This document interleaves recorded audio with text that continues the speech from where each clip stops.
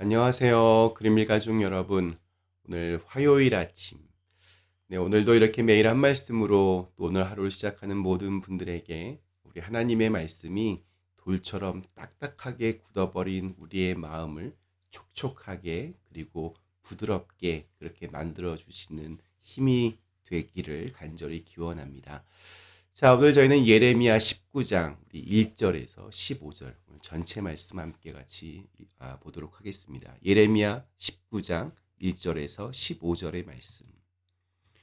여호와께서 이와 같이 말씀하시되 가서 토기장이의 옹기를 사고 백성의 어른들과 제사장의 어른 몇 사람과 하시드문 어기 곁에 있는 흰놈의 아들의 골짜기로 가서 거기에서 내가 네게 이른 말을 선포하여 말하기를 너희 유다 왕들과 예루살렘 주민아 여호와의 말씀을 들으라. 만군의 여호와 이스라엘의 하나님이 이같이 말씀하시되 보라 내가 이곳에 재앙을 내릴 것이라. 그것을 듣는 모든 자의 귀가 떨리니 이는 그들이 나를 버리고 이곳을 불결하게 하며 이곳에서 자기와 자기 조상들과 유다 왕들이 알지 못하던 다른 신들에게 분향하며 무죄한 자의 피로 이곳에 채웠음이며 또 그들이 바알을 위하여 산당을 건축하고 자기 아들들을 바알에게 번제로 불살라 드렸나니 이는 내가 명령하거나 말하거나 뜻한 바가 아니니라. 그러므로 보라 다시는 이곳을 도벳이나 흰놈의 아들의 골짜기라 부르지 아니하고 오직 죽임의 골짜기라 부르는 날이 이를 것이라. 여호와의 말이니라. 내가 이곳에서 유다와 예루살렘의 계획을 무너뜨려 그들로 그 대적압과 생명을 찾는 자의 손에 칼에 엎드러지게 하고 그 시체를 공중의 새와 땅의 짐승의 밥이 되게 하며 이 성읍으로 놀람과 조롱거리가 되게 하려니 그 모든 재앙으로 말미암아 지나는 자마다 놀라며 조롱할 것이며 그들이 그들의 원수와 그들의 생명을 찾는 자에게 둘러싸여 공경에 빠질 때에 내가 그들이 그들의 아들의 살, 딸의 살을 먹게 하고 또 각기 친구의 살을 먹게 하리라 하셨다 하고 너는 함께 가는 자의 목전에서 그 옹기를 깨뜨리고 그들에게 이르기를 만군의 여호와께서 이와 같이 말씀하시되 사람이 토기장의 그릇을 한 번 깨뜨리면 다시 완전하게 할 수 없나니 이와 같이 내가 이 백성과 이 성읍을 무너뜨리니 도벳에 매장할 자리가 없을 만큼 매장하리라.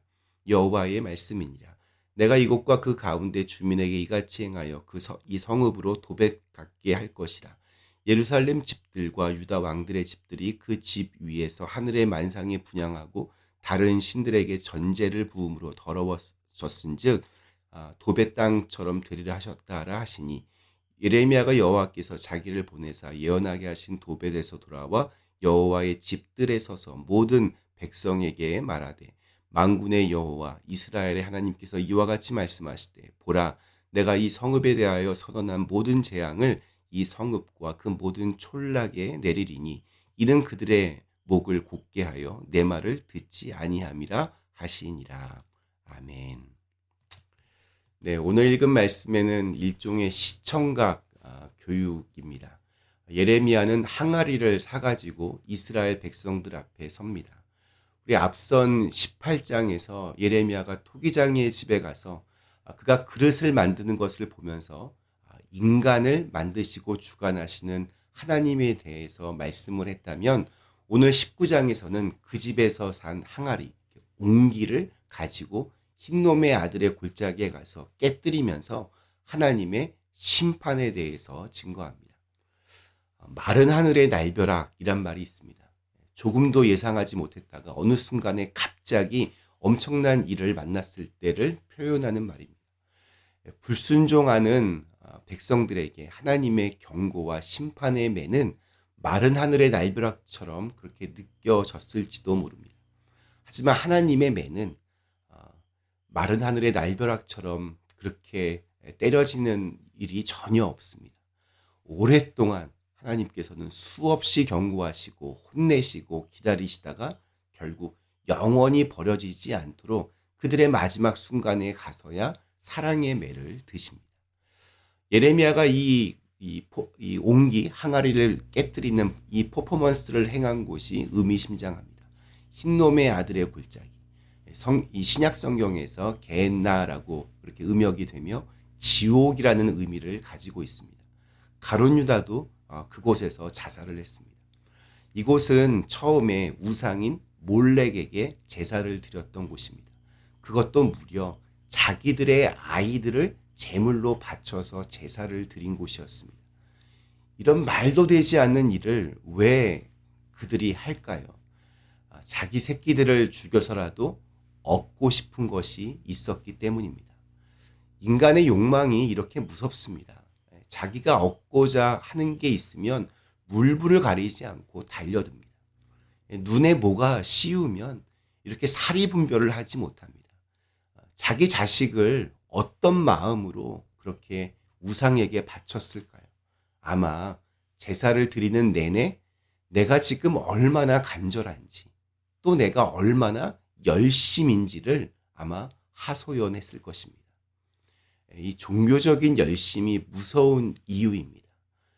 이단에 빠진 사람들은 정말 무서울이 많지 열심입니다. 자신의 모든 것을 바치고 헌신합니다. 또 교회를 향해서 아주 교만하게 한마디 합니다. 당신들은 믿는다고 하면서 이것도 안 하고 저것도 안 하고 뭐 제대로 이렇게 열심히 하는 게 아무것도 없어. 우리는 이런 것도 하고 저런 것도 하고 믿는다고 하면 이 정도는 해야지. 사실 교회 안에서도 교회를 힘들게 하고 또 교회를 분열시키는 분들은 남들보다 앞장서서 교회 일을 더 열심히 하는 분들인 경우가 대부분입니다. 물론 신앙의 성장을 위해서는 하나님과 교회를 위하여 수고하고 헌신하는 그 시간과 과정이 필요합니다. 자, 그렇다면 이 둘을 어떻게 구별할 수 있을까요? 우리 마지막 15절 말씀의 이 마지막 문장에서 하나님은 이스라엘을 가리켜서 목이 곧았다 이렇게 말씀하십니다. 이것을 현대인의 성경에서는 고집을 피운다라고 번역을 합니다. 즉 수고하고 헌신하고 열심을 내는데 그것이 자신의 의를 위해서 남들보다 내가 더 낫다는 이 뻣뻣한 교만함이 배어 있으면 그래서 다른 사람의 말 혹은 하나님의 음성은 듣지 않고 고집을 피우면 그것은 잘못된 열심입니다. 방향이 어긋나 간 열심입니다. 그저 자기 소견에 그냥 옳은 대로 움직이는 사람입니다. 하나님은 오늘 말씀에서 흰놈의 아들의 골짜기와 또 그곳에 위치한 도벳의 처절한 심판을 말씀하고 있습니다.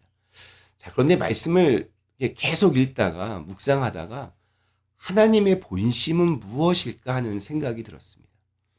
도벳이나 흰놈의 아들의 골짜기라 부르지 아니하고 오직 죽음의 골짜기라 부르게 될 것이라고 그렇게 말씀하고 있는데 죽음이라고 하는 것은 그냥 끝입니다. 하나님의 본심이 그 옹기, 항아리를 깨뜨리면서 이제 끝났어. 너하고 나는 이제 아무 관계도 아니야. 이렇게 겉으로 드러난 최종 이별 선언이 아닌 것처럼 그렇게 다가왔습니다. 물론 오늘 말씀은 심판에 대한 말씀이지만 자꾸 하나님이 원하시는 진짜로 원하시는 것이 무엇인가 그런 것에 마음이 갔습니다. 우리 1절에 보면 굳이 토기장이 집에 가서 옹기를 사가지고 오라고 하셨습니다. 이제 다 끝났다. 그것이 하나님의 본심이라면 굳이 시간과 돈을 들여서 또 거기까지 가는 노동력을 들여서 예레미야에게 그런 명령을 하셨을까요? 그냥 예레미야 집에 있는 옹기 가지고도 충분히 심판의 퍼포먼스를 할 수 있었을 겁니다. 그러다 이런 생각이 들었습니다. 하나님이 얼마나 우리를 사랑하시느냐 하면 수고하여 값을 치렀는데 그것을 깨뜨려서라도 돌아오게 하려는 것이 하나님의 진짜 마음이 아닌가 이런 생각이 들었습니다. 자, 그런데도 이스라엘 백성들 돌아오지 않았습니다. 그러자 하나님은 포기하지 아니하시고 나중에 누구를 깨뜨리셨습니까? 예수님을 우리에게 보내셨습니다. 당신의 아들을 십자가에서 깨뜨려서라도 그들을 그리고 오늘 우리들을 돌아오게 하시려는 하나님의 구원 의지가 말씀 속에 숨어 있는 것 같았습니다. 네, 오늘 우리에게 주신 하루, 우리의 삶의 자리가 목이 곧은 뻣뻣한 도백과 흰놈의 아들의 골짜기가 아니라 구원과 겸손과 순종이 어우러진 십자가가 될 수 있기를 간절히 기원합니다. 잠시 함께 기도하시겠습니다. 전능하신 하나님, 저희로 하여금 목이 곧은 백성이 되지 않게 하시고 정말 당신의 아들을 십자가에 깨뜨려서라도 우리를 구원하시고자 하는 그 하나님의 진짜 마음을 우리가 기억하며 하나님 마음에 합한 사람으로, 십자가의 사람으로 살게 하여 주시옵소서. 예수님의 이름으로 간절히 기도드리옵나이다. 아멘.